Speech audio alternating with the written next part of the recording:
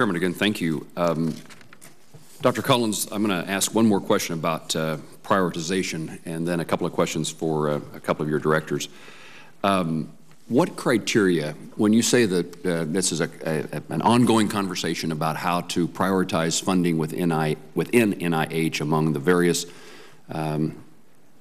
diseases, causes that NIH is responsible for, what are the criteria that you look at? Is it the likelihood of success, the next opportunity for a breakthrough? What role does it play about the cost of the disease? How many people are afflicted?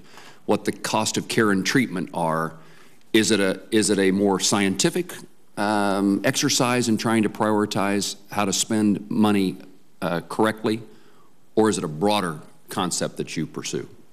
It's a great question, and it's something that we work on every day. It is a mix of all those things. Certainly, the public health impact has to be a concern for us, the number of people affected and the severity of the illness and what it does in terms of quality of life or premature death. Those are all factored in. But if we only thought about those things, then rare diseases would get neglected. And we've learned so much from studying rare diseases. And if it's your family, it doesn't matter so much to you that it's a rare disease if it's your child who's suffering from it.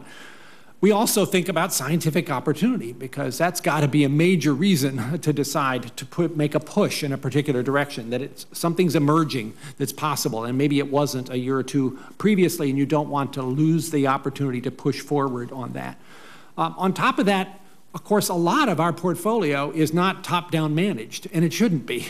It comes from the insights, the ingenuity, the creativity, the bold vision of those investigators out there in the universities across this country who are remarkable in their abilities to think of things that we couldn't have thought of.